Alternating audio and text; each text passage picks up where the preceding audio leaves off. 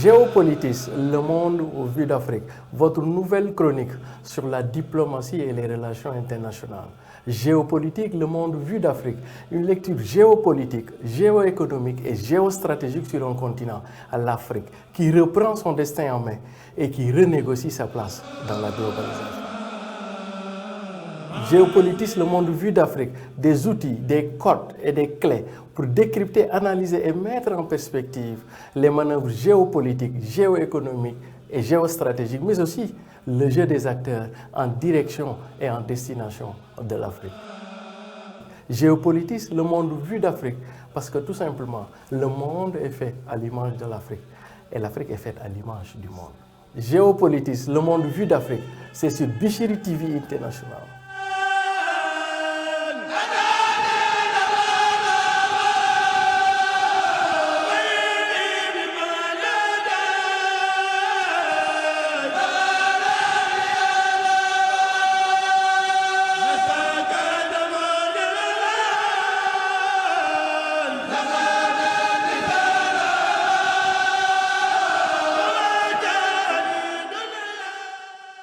Mesdames, Mesdemoiselles, Messieurs, bonjour.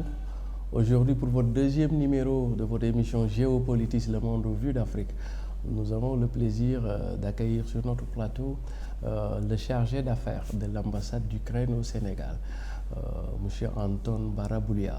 Nous allons faire un peu le point sur la coopération bilatérale entre le Sénégal et l'Ukraine, mais aussi nous allons essayer de voir quelle est la stratégie globale, la stratégie diplomatique et économique de l'Ukraine au niveau de l'Afrique de manière globale, au Sénégal de manière particulière. Avec le chargé d'affaires de l'ambassade d'Ukraine à Dakar, nous allons naturellement parler beaucoup de business, beaucoup d'échanges commerciaux, beaucoup d'échanges économique et voir aussi sur l'axe Kiev-Dakar quelles sont les possibilités de profitabilité économique entre d'une part les commerçants, les hommes d'affaires et les importateurs sénégalais vers l'Ukraine, mais aussi leurs homologues ukrainiens vers Dakar. Mesdames, Mesdemoiselles, Messieurs, bienvenue dans votre deuxième numéro de votre émission Géopolitis, le monde vu d'Afrique. Monsieur Anton Baraboulia, bonjour. Bonjour. Comment on dit bonjour en ukrainien? Доброго дня. Доброго дня, Antonio. Vous êtes le chargé d'affaires de la République d'Ukraine au Sénégal. Avec vous, nous allons avoir un entretien à peu près d'1 heure de temps où on va faire un peu le point sur la coopération bilatérale, mais aussi revenir un peu sur les dossiers en instance de signature et de promulgation entre le Sénégal et Kiev. Et puis ensuite, on va essayer de voir, d'apprendre de vous un peu plus sur l'Ukraine, sur son histoire, sa trajectoire, mais aussi ses potentiels économiques. Monsieur Antonio, bonjour.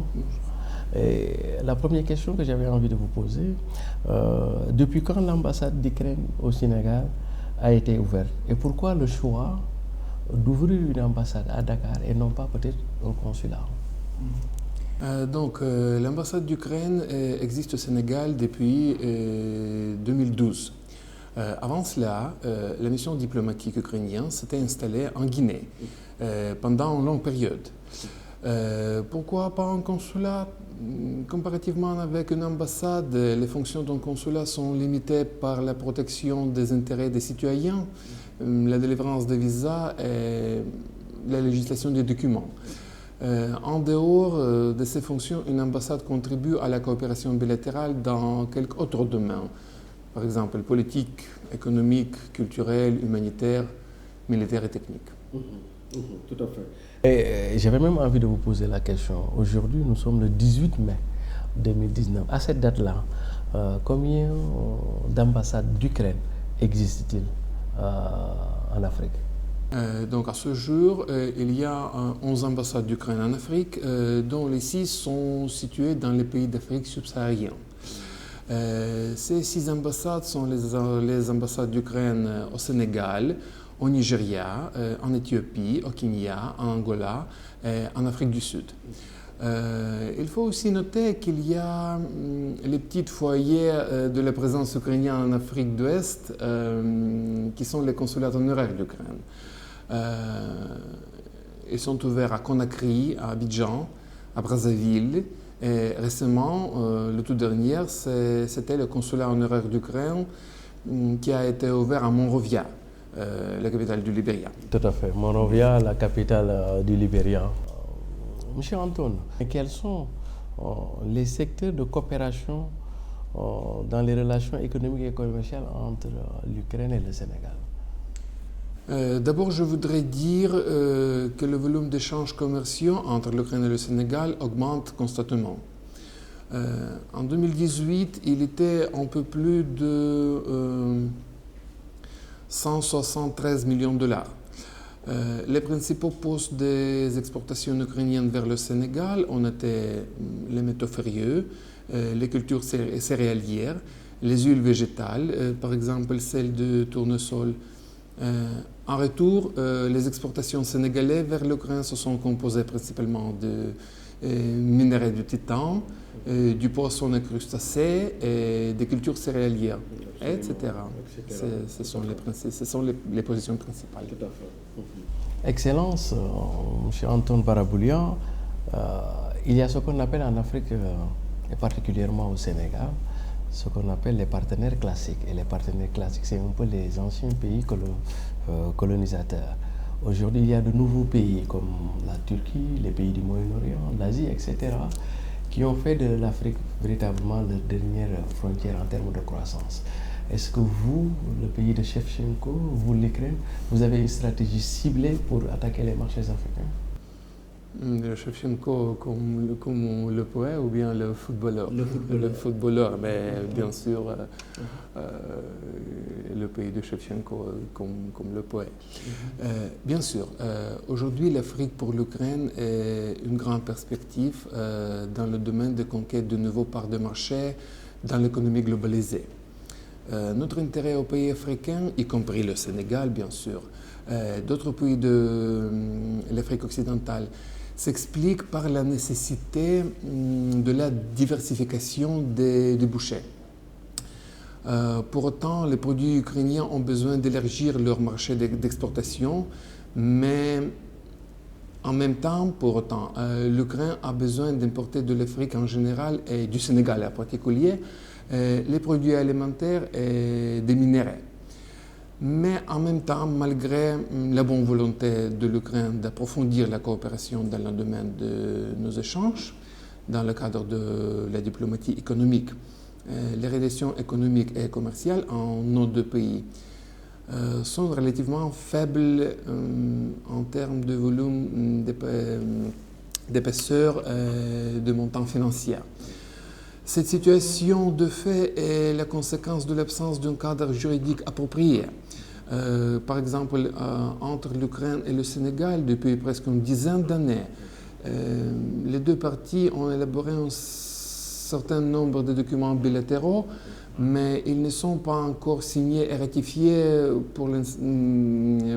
par l'État, par la partie sénégalaise. Ces mêmes documents bilatéraux sont déjà signés et ratifiés par le gouvernement ukrainien, par exemple. Pour preuve, c'est l'exemple de l'accord relatif à la promotion et la protection réciproque d'investissement et l'accord relatif à l'exemption de visa pour les déteneurs des passeports diplomatiques ou de service.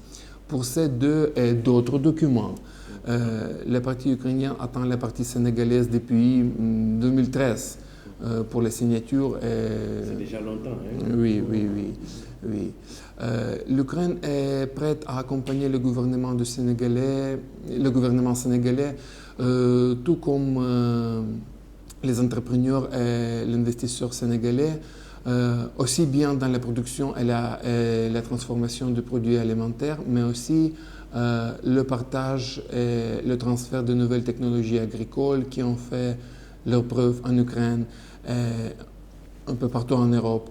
Et sur ce point, nous sommes prêts d'étudier les intérêts de nos collègues sénégalais.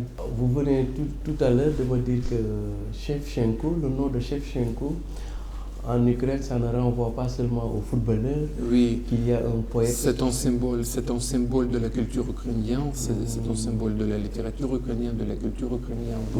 Vous le pouvez voir, c'est l'un des symboles ukrainiens. Tout à fait. Et je vois pourquoi le jeu footballistique de Shevchenko était toute une poésie aussi. Hein? Tout à fait. Excellence, je peux vous appeler Excellence, monsieur le chargé d'affaires. Hein? Tout à fait. On a constaté que pour la majeure partie des pays africains, l'Ukraine, ça renvoie, dès qu'on parle de l'Ukraine, on parle de Shevchenko, le footballeur, mais Shevchenko aussi, le poète, l'artiste, l'écrivain.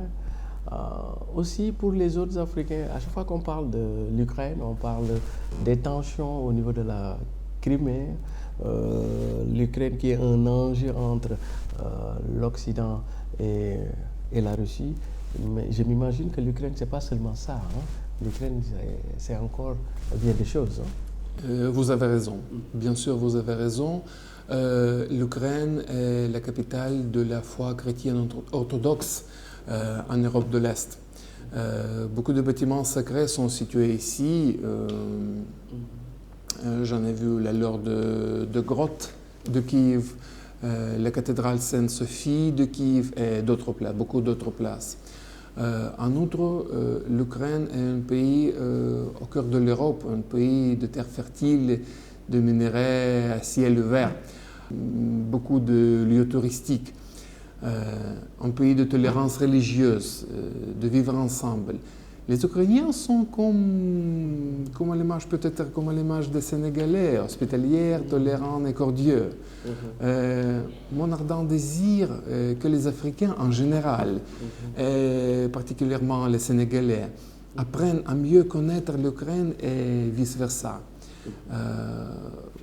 Vous avez mentionné le footballeur Shevchenko. Je pense que si on demandait à un Ukrainien sur les célébrités figures internationales sénégalais, les Ukrainiens diront aussi le footballeur Sadio Mané, par exemple, El Hadj Diouf.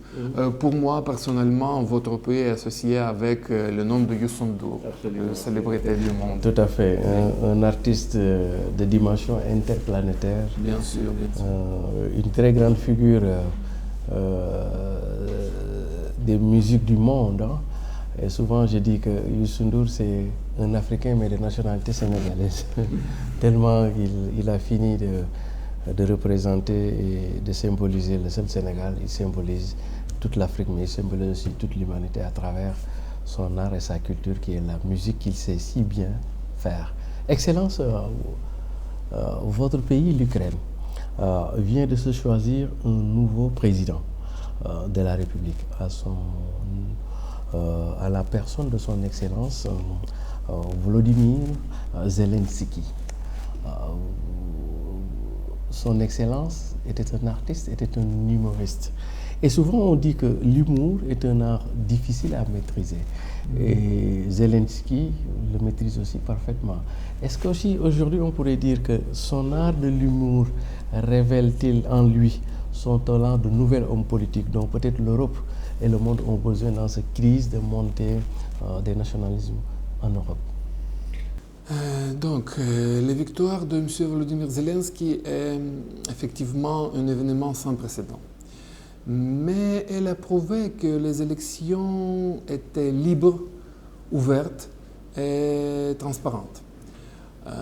C'est un argument de poids pour un pays qui se trouve sur les positions démocratiques en essayant de se délivrer de l'héritage du passé totalitaire. Maintenant, c'est assez difficile de faire des préventions.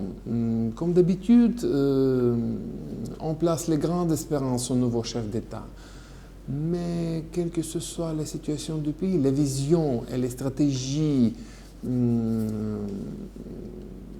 les stratégies politiques de notre nouveau président et de son gouvernement. Ce qui restera irrévocable dans notre politique extérieure est la lutte pour la restauration de la souveraineté ukrainienne sur les territoires temporairement occupés de la Crimée et de Donbass, ainsi que les cours pro-européennes et euro-atlantiques. En même temps, j'espère que nous n'oublierons pas notre coopération avec les pays africains. Absolument, absolument, tout à fait. Et puis je pense que quelque part, le monde est en train de connaître des mutations extrêmement importantes. De plus en plus, on voit des profils assez décalés, des profils assez rares qui arrivent sur le champ politique. Aujourd'hui, avec un peu la crise que traverse ce qu'on appelle le capitalisme mondial, qui nous avait promis des choses extraordinaires, maintenant le monde est un peu en crise. Et peut-être la réponse à cette crise mondiale-là, c'est l'avènement de tout nouveaux produits, de tout nouveaux profils qui vont venir faire peut-être la politique autrement. Excellence. La politique alternative. Voilà, la politique alternative. Je pense qu'aujourd'hui, le monde a besoin que l'on pense hors cadre, que l'on sorte des schémas classiques, qu'aujourd'hui, rien n'est plus évident. Il n'y a que le changement qui reste la constance. Et puis, on a aussi besoin d'aller vers un monde de plus de solidarité et de partage. Ce n'est pas un monde où seulement c'est l'argent qui prime sur tout, c'est un peu l'économie artificielle. On a besoin de l'économie réelle, hein? Plus de générosité, plus de tolérance. Et je pense que les nouveaux profils, quand on voit de plus en plus les profils, et c'est pour ça que, par exemple, tout le monde sait que c'est ce qui évolue dans le domaine des arts et de la culture, un certain humanisme, que s'il le transpose sur le champ de la politique, ça peut faire des résultats extraordinaires. En tout cas, suivons de près, ayons un œil sur l'Ukraine pour voir et souhaiter leur bonne chance, pour voir que les grandes transitions arrivent. Excellence, Monsieur l'ambassadeur, quels sont les autres domaines dans lesquels l'Ukraine et le Sénégal pourraient coopérer? D'abord, c'est le domaine militaire et technique, dans lequel nos deux pays ont déjà réalisé quelques projets et continuent de coopérer. L'Ukraine est prête à proposer au Sénégal des systèmes militaires modernes pour les missions de pacification et pour la lutte contre le terrorisme. Nous pouvons également fournir divers types d'équipements compétitifs. Bien sûr, nous devons revitaliser le dialogue politique. Nous avons soulevé la question des consultations politiques sur une longue durée, mais elles ont été reportées à plusieurs fois. Aussi, il y a la nécessité d'améliorer la base juridique entre nos pays. Par exemple, 3 documents sont en temps de ratification par la partie sénégalaise depuis près de 4 ans. Ce sont l'accord sur l'entraide judiciaire en matière civile et pénale, l'accord d'extradition et l'accord sur le transformement des personnes condamnées. Le domaine suivant, c'est celui de l'enseignement et de la formation professionnelle.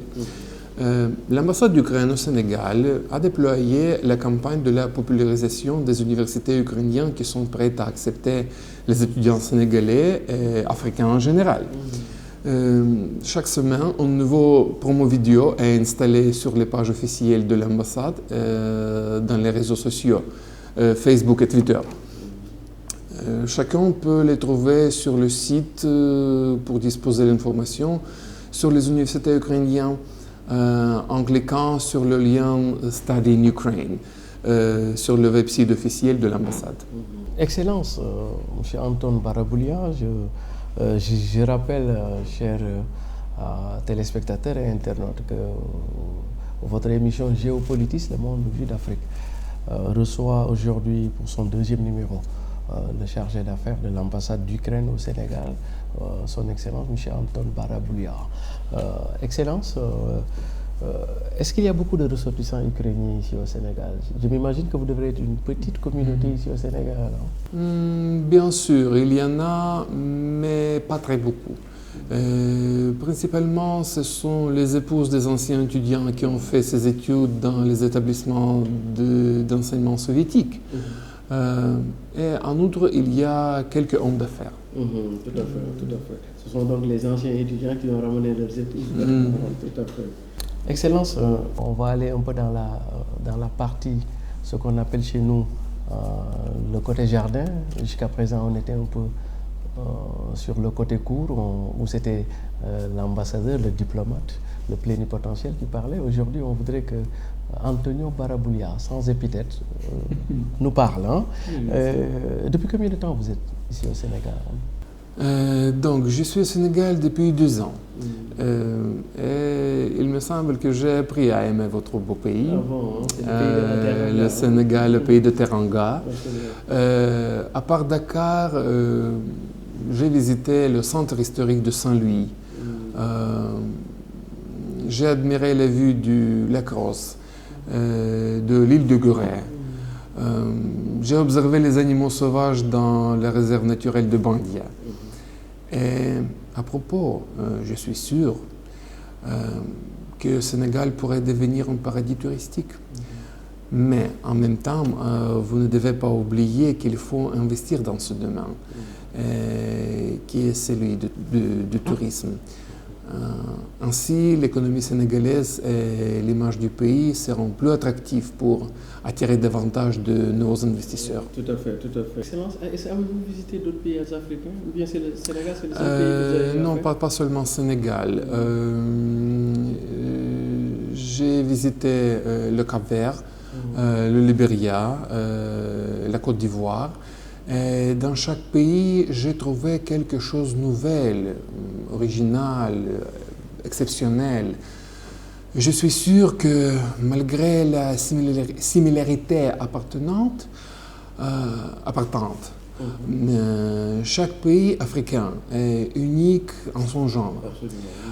Mais ce qui unifie les pays africains est leur grand potentiel qui doit être réalisé pour le bonheur et bien-être de tous les gens qui les peuplent. C'est pourquoi, à la veille de la fête de la Jour d'Afrique, je voudrais féliciter nos amis sénégalais, nos amis de l'Afrique entière, et les souhaiter de construire leur bonheur ici, sur cette terre merveilleuse. Absolument. Je crois en un avenir heureux de l'Afrique. Tout à fait. Bonne fête. Merci beaucoup. Et puis, ce que vous dites est tellement vrai. Et je disais que l'Afrique, ce n'est pas seulement le berceau de l'humanité, mais aussi l'Afrique a donné à l'humanité sa première grande civilisation. Et je vais vous faire une confidence. Au nu des temps, les hommes vivaient de chasse, de pêche et de cueillette. Oui, bien sûr. À un certain moment, la famille de l'homme était si grande que les revenus et les ressources tirées de la pêche, de la chasse et de la cueillette ne pouvaient pas suffire à nourrir toute sa famille. Et l'homme va inventer ce qu'on appelle l'agriculture. Et l'agriculture est née en Afrique. Et c'est l'homme inventant l'agriculture. Et l'agriculture devient la première civilisation de l'homme. Parce qu'avant, les hommes étaient nomades. L'agriculture et l'élevage. Ouais, et l'élevage. Et l'agriculture est toujours combinée avec l'élevage. Avant, les hommes étaient dans le nomadisme. C'est avec l'invention de l'agriculture que les hommes vont devenir des sédentaires. Et c'est avec l'agriculture qu'on va avoir les grandes villes, les grandes cités. En tout cas, Excellence, juste une question. Avez-vous déjà mangé le tchéboudia, le plat national du Sénégal? Oui, bien sûr. C'est très délicieux. Je l'aime beaucoup. Vous l'aimez avec le poisson tchof ou le yaboy? Oui, tout ce que vous avez nommé, oui, c'est très délicieux et j'aime beaucoup la cuisine sénégalaise. En tout cas, merci Excellence, c'est un plaisir de nous entretenir avec vous. Merci à vous. Merci. Et nous vous souhaitons plein de succès dans votre mission diplomatique et nous vous souhaitons en ce mois béni de Ramadan où est enregistrée l'émission que le volume de coopération, le volume du business entre Kiev et Dakar s'intensifie, s'amplifie. Merci, à la prochaine. À propos, je vous souhaite un Ramadan Moubarak. Merci. Et bien sûr, beaucoup de bonheur pour votre pays. Merci beaucoup. Merci, Excellence. Merci.